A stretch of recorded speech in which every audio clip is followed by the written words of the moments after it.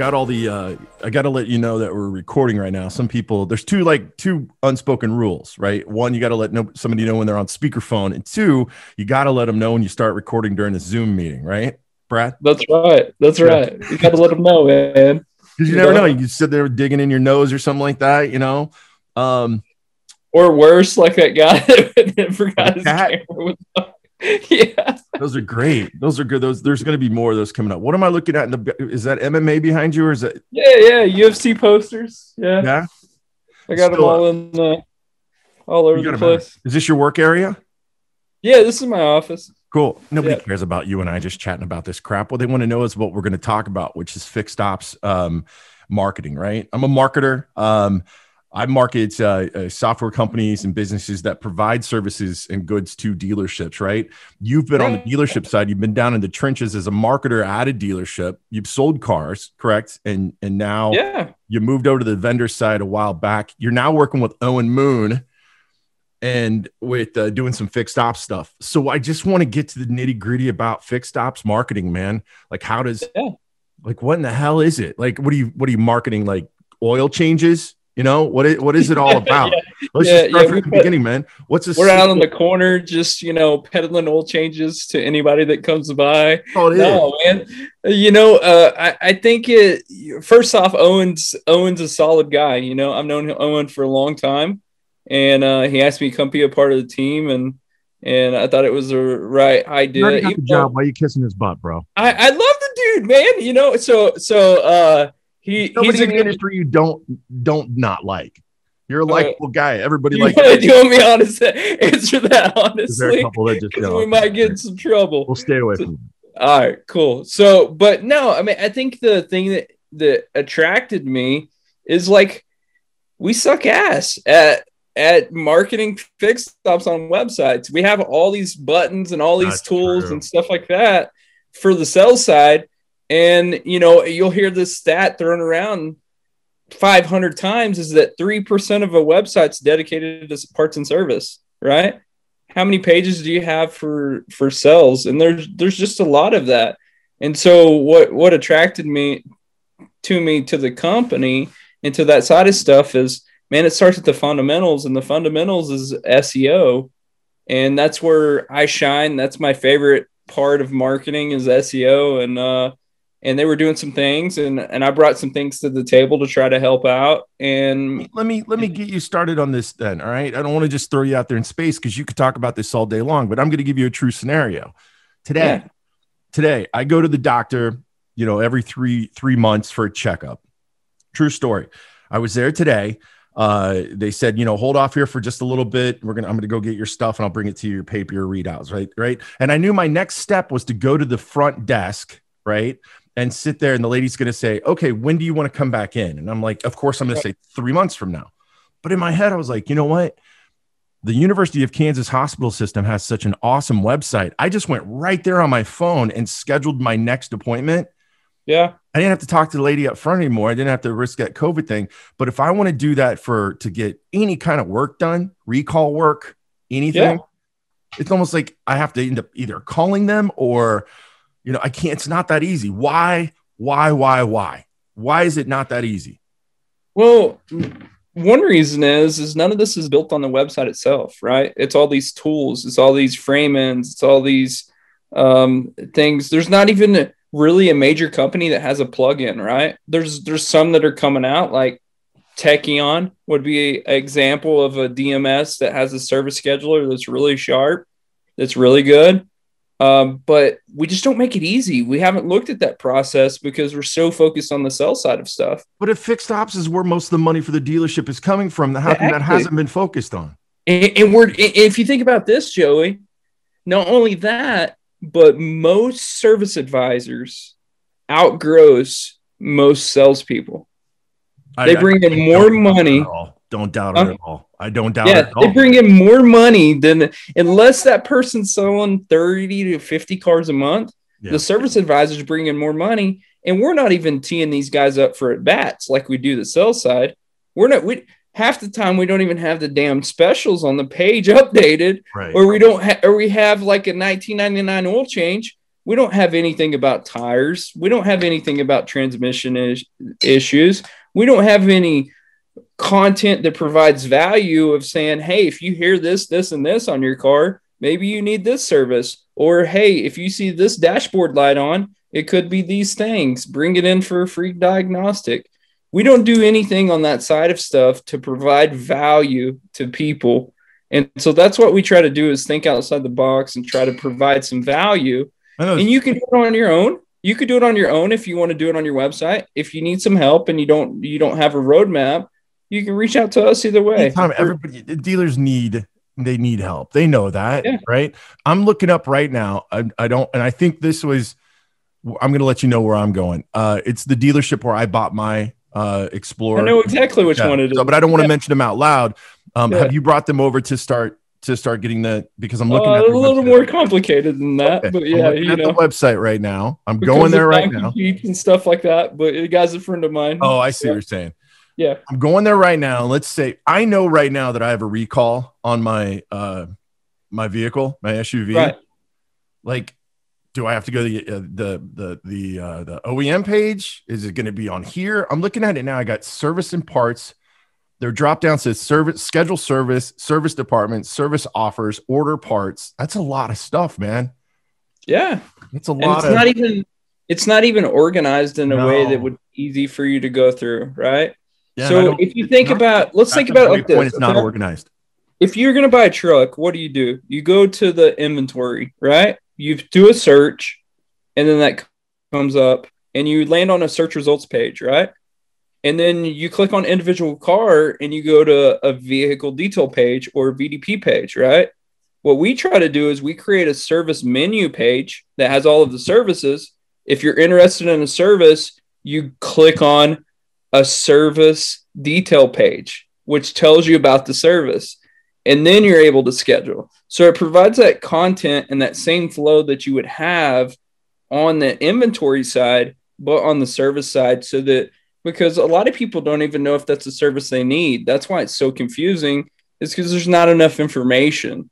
And we have to take this transparency mindset where, as a vendor, my dealership expects me to be 100% transparent, and as they should be 100% transparent with the person that's scheduling service of their consumer. For instance, like, John Luciano over at Street, right? They do videos. Their technician does videos underneath the car and says, hey, look, your tires look good. Your shocks look good. Oh, your brake pads, they might need to be changed pretty soon, right? So that's true, because I'm going to cut you off right there. I've had my vehicle go in places, and they'll call me and they'll say, hey, listen, your tires look like they need to be new. Do you want us to go ahead and get you some new tires? I'm like, whoa. Exactly. I want to see them. What are you talking about? No, don't start. Your brakes, we need to put new pads on. So we're going to do a $350. Whoa. So that's kind of cool. How many other dealerships do something like what he's doing over there? I mean, the ones that are technologically advanced, but it's all about an experience, man. It's like when they do the turn, they do a service introduction when they sell a car.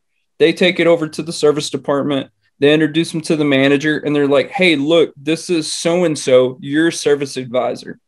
When that technician sends that video, when they come in for service, it says, hey, my name's Brad. I'm your technician. So it's all personalized to that person. So they'll have people come in and say, I only want to work with this technician. This is my technician. And so it creates that experience, so we don't get our asses kicked by Jiffy Lube and Penske and, Midas and all these other places, because the perception is that it's more expensive, right? At a dealership, it's more expensive. Oh, or it's easier to schedule at Jiffy Lube or some other place, or I'm going to be stuck there for 5 years trying to get an oil change, right? Which isn't true. Right. The things about the dealership is, hey, man, they have technicians that are master certified in your car. They have OEM parts, which are higher quality than they would use at those other places. And a lot of times they're faster, and a lot of service departments are offering late night drop off, early bird pickup services now. Some of them are doing mobile, where they'll come to you. So it's just we have to continue to evolve, or we're gonna fall way behind. I just realized that because I've bought my last, I want to say 5 or 6 vehicles from the same dealership, from the same salesperson, Sam Dorsey. And see how I can just rattle off his name like that? I've had my vehicles serviced there because of recalls, because of oil, because of oil change and stuff like that. I don't know one person on the side of the house, man. And that makes me feel kind of weird that I know who my sales guy is. Yeah. I should know who my service guy is. And let me ask you something. Who have you been spent more time with? Probably the people in the service department than you have the salesperson. Yeah. Because he sells you a car every 3 to 5 years. And the service people, if you're in there regularly changing those things, we do a really bad job of building those relationships in that service department. And that's important to build those relationships, because ultimately it's all about experience. It's all about building relationships. And it's all from a vendor side of things, it's about, hey, what type of technology do I need to bring to this dealer to scale relationships with technology, right? We have to start to scale relationships with technology. That's the important thing. If dealers are having a hard time accepting that on the front end of the house, right, in the sales side of the house, the service department always tends to be the redhead stepchild in every single situation at a dealership, that big wall between them. And there's a big number that they force called a service absorption, right? Which is basically how much of the service department pays all the bills, right? So it's called service absorption. So you'll see people that have lower service absorption, 9 times out of 10, their website is terrible when it comes to trying to schedule service. Yeah. 3 months ago, I went on a sabbatical. I drove through your state. Yeah. You guys got frozen. Made it all the way down to, Padre. Then I came up the Gulf Coast and I realized my light came on. Hey man, you got to get your oil changed. That's my truck telling me I got a newer truck. And so I go to schedule online and it doesn't do anything but basically submit a lead to this Ford dealership that's on my routes. I don't hear anything from them until the morning of the day that I requested as the day I get my oil changed. Of course. Right. I got that call and I'm like, hey man, I had to go somewhere else. Why is it? I guess that's the 800-pound gorilla in the room, Brad. If this part of your department is making more money for the dealership, if this part of your dealership is also the part that it's bringing in the more CSI, high CSI scores, the more online reviews, you know what I mean? The retention of bringing customers back to them. Why isn't more focus put on making that a better customer experience? I think dealers have to band together on that. It's getting in those 20 groups. It's getting in those dealer councils. It's saying, hey, we need to make sure this technology moves us forward. For instance, let me give you an example. So, I do marketing outside of automotive also. Well, my dad's a massage therapist, right? From his Google My Business, you can book a massage in like 3 seconds. Exactly. Right? So if you search his business, you can book a massage in 3 seconds. That's where it's going. It's going to go there. They just allowed you to have parts and service, Google My Business built out for each. You can have one for every department, actually. You can have one technically for every brand. So if you're a Chrysler, Jeep, Dodge, Ram, Fiat dealer, Alfa Romero, you can have it. I lost you there a little bit. Hopefully you'll pop right back in there. I don't know if that's I can't blame myself. Here in Kansas City, we have Google Fiber. So we'll see if Brad comes back with us in a second. Brad, I don't know if you can hear me, but the whole thing behind this, like Google My Business for each one. Yeah. There you go. There you go. Now you're reset. Sorry about that. It is. No, it's okay. I was talking to myself a little bit. I've got Google Fiber here in Kansas City is what I was saying. So I knew that it wasn't on me. It's down there in that Amarillo, Texas. You guys have your lines all frozen for that. Yeah. I'm waiting to get some new internet service. I need to get that Starlink. I think maybe Elon will see this and cut me a discount. So you get to a really good point here, because if I want to see a menu at a restaurant, or if I even want to order carry out, I can click right there in the Google My Business and it takes care of it, right? Yeah. Google is even getting to the part where they'll even call the places to see if they can schedule reservations and things with the AI that they have.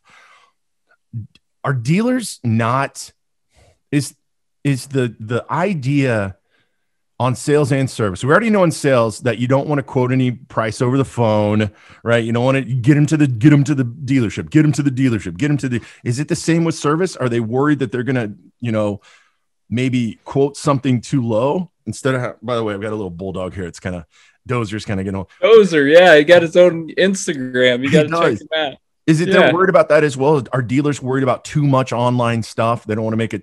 I don't think so. I think no one's forced the transparency on the service side. And I think that they've accepted, I think a lot of people's accepted that they've lost to Jiffy Lube and Penske and stuff like that, because they get 70 to 80% of auto repair business goes to those places. So when you look at it from a market share standpoint, they've accepted that. If you really want to get a good idea, look at what you do by RO class, right? Yeah. If you only do 3 transmission flushes a month and you go and you Google and you're not showing up for it, you got a problem.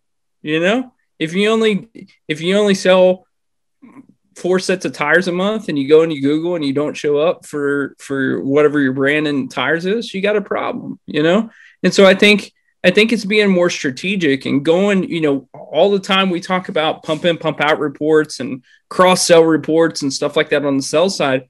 We never look at stuff like that on the service side of stuff. Right. So that's what I'm hoping to bring to the fixed up side of stuff, is that sales perspective and that sales surgical strategy on the fixed up side of stuff to say, all right, what's some low hanging fruit where there's a ton of traffic around it, but nobody's ranking for this. And how can we attack that? And how can we integrate Google My Business? And how can we set up all of our products and services and all of the things we offer on those parts and service Google My Businesses? And how can the big one I'm working on is, how can we pull your parts catalog? If you have a parts catalog, how can we pull that into Instagram shop or Facebook shop, right, or places like that? So there's a lot of things that I have some high hopes for the. Who would be all over that? TascaParts.com. Bob Tasca out there in Rhode Island would be all over that. Yeah, he would. I bet. And I've even been studying outside of automotive with Shopify sites on how they do it. And so I've set like 8 of them up now. Yeah. Just so I know how to do it once it gets time that I can figure out how to do it on the automotive side. Let me ask you before I let you go, because just for those watching or listening to this right now, this is not a paid endorsement. I never asked Brad or Fixed Ops Digital. They're not paying anything for this. I just wanted somebody who I considered an expert in the area, or somebody who just knows a lot about it, right? I don't know if there's ever an expert, right? But there's people that know more about stuff, and that's why we rely on each other. Brad moved over to Fixed Ops Digital. I had Brad set up for this before that, or in my head. So that's the disclaimer. What is it that Owen and the company at Fixed Ops Digital do? What do they provide to dealers that dealers are missing? Basically, your elevator pitch, I guess. Yeah. So the basic thing is we create that service menu, and then we build out individual service pages around the services that they offer. So like transmission flush, we build out a page around that, and then we make sure all of the call to actions are set up. And then we also create videos around that and create its own parts and service page. We mark those videos up in a certain way where they rank really fast on YouTube and to Google in the local area. So we use a little bit of local SEO to do that. And then that creates your foundation. And so people would go out and they use those for paid search campaigns, landing pages. They use those for Facebook landing pages. So we're not trying to go out there and grab, every single piece of the pie. We're trying to say, all right, let's help you create a strong foundation, because SEO is the foundation of all marketing. And then once you create a strong foundation, then you can build upon that, because where we're getting beat is organic searches, right? they're not really spending a whole lot of money in paid search and stuff like that, but they own organic searches because the number one ranking factor on organic searches is proximity to the searcher, right? So you can overcome that if you have good SEO and things are structured the right way, which is what we're trying to do. We have to overcome proximity because you only have one dealership. You might have 5 Jiffy Lubes within 15 miles, right? So the only way to outdo that is either spend bukus and bukus of money in paid search or to fight back with really, really high level SEO. Dealer Life Today just released an article today that was talking about how Vroom, with their commercial that they put out, and Brian Benstock out of, I forget where he's out of, Paragon Honda. Paragon. Where's that? That's out of Ohio or where? No, New York. New York. How he is combating that by SEO, right? Yeah. How he's trying to push the Vroom out by SEO. Is it the same strategy that dealers need to have with the Jiffy Lubes and the I call it the pump and dumps, you know, they pump the oil. Yeah, I actually think what would work better, well, combined with SEO, is the M&M approach, right?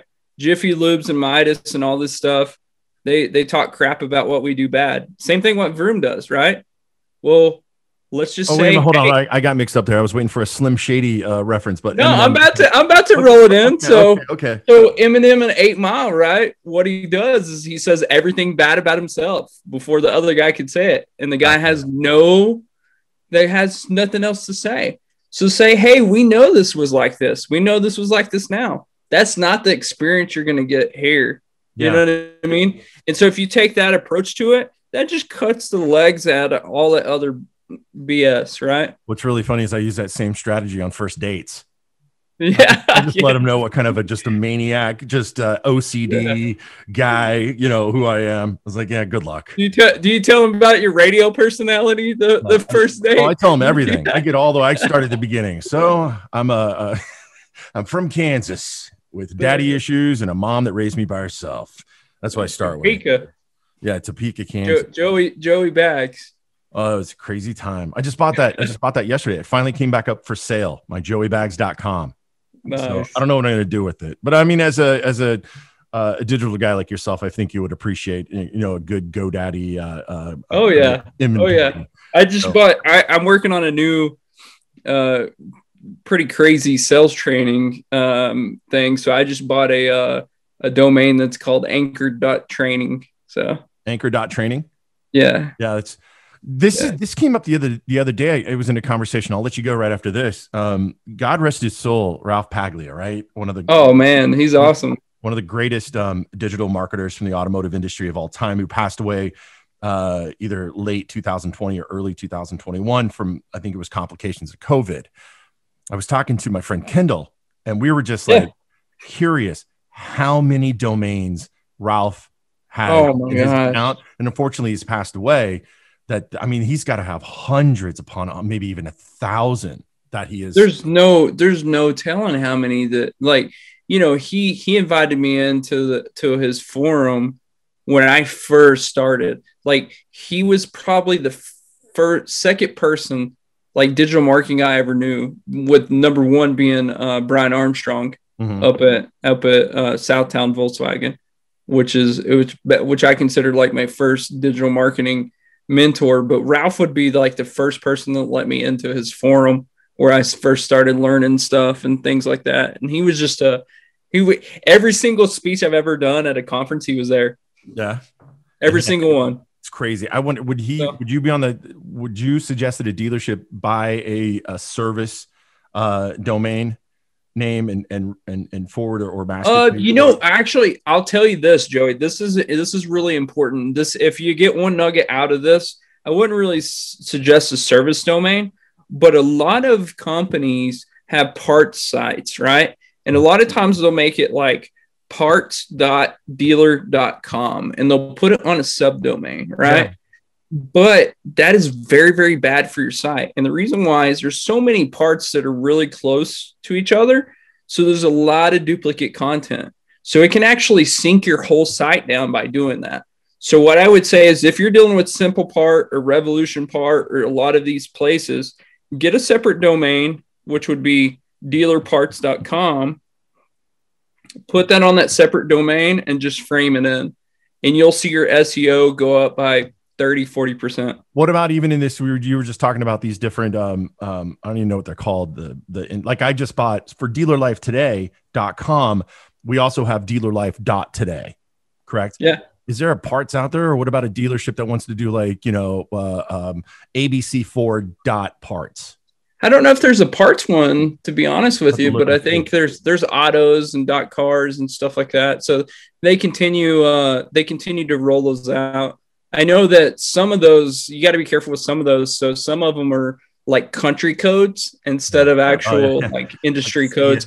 So like .ai was a country code, and then they changed the country code and made it artificial intelligence. It's funny. So, hey, Brad, thanks a lot. Hey, if anybody wants to get a hold of you, how do they get a hold of you, man? Oh man, you can email me if you want. It's just brad@fixedopsdigital.com, or shoot me a text.